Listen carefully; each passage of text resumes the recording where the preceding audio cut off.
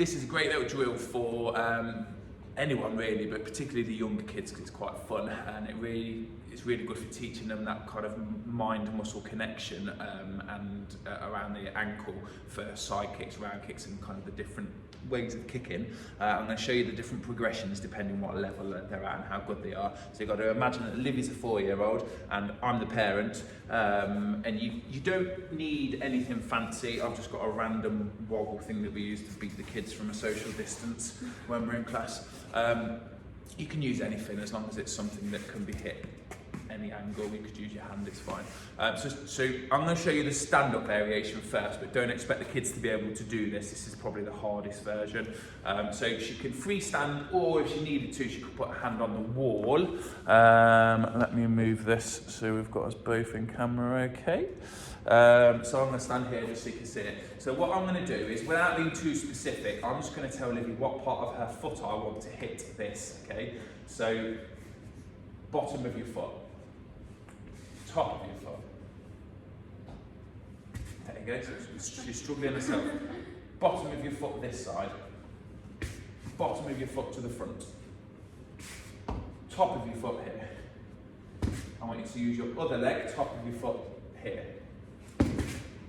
Bottom of your foot here. So this kind of teaches her to have to basically put her foot in the correct position. I won't go through the technical terms for it, but basically pulling her foot back and using the bottom of the foot, or pointing her toes for the kind of round kick style. And you can also obviously do that in a front and a sideways plane. If they know what they're doing in terms of kicks, that can be more specific. Lead leg round kick, rear leg round kick. Good, and I'm looking for the right part of the foot hitting, and if it's the wrong part, I can just reinforce, let's say the round kick off the rear leg wrong, and she did it with the inside of her foot. Okay, what I want you to do this time is go a bit more sideways, face that wall for me, point your toes on top of your foot. Boom, and then it's just a fun way to reinforce the kicking positions. Hardest version, freestanding, using the names of the kicks.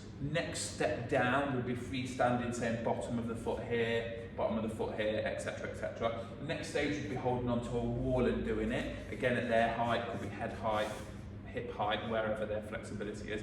Beginner stage, especially for the younger ones, there's a lot to compute to stand up, balance, and do the specific things. So she'd lie down on her side. Okay, and she can literally, we're going to use this top leg only. I want you to hit the bottom of the foot there, push. Good. Top of the foot, flick.